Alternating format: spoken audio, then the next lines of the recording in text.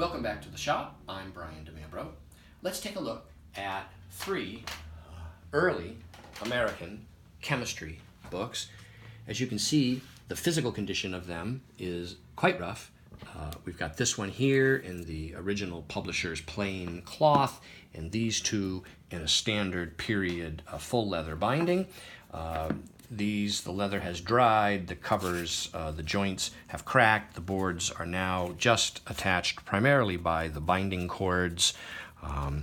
But what makes this set interesting is the date, 1818, New York, and it's a chemistry book or work aimed at young people. So for chemistry in the United States, aimed at youth education in a school curriculum, these are quite early, yes.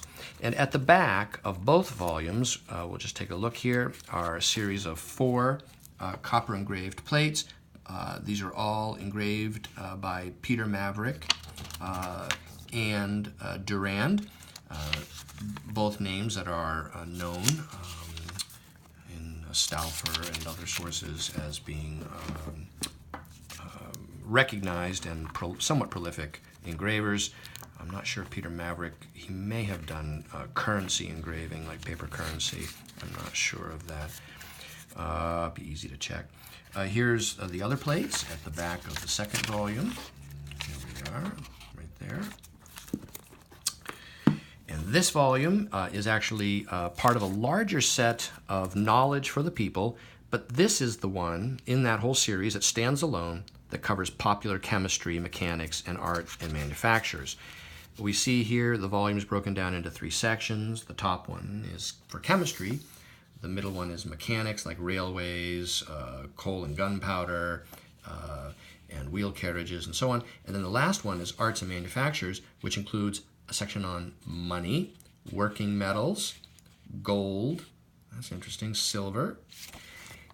And this book here has as well a series of these full-page wood engraved images.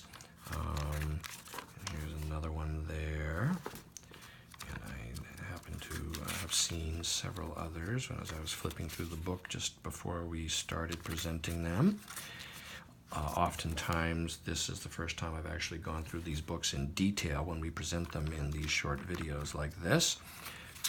Perfect opportunity to revisit or visit new acquisitions or revisit older ones.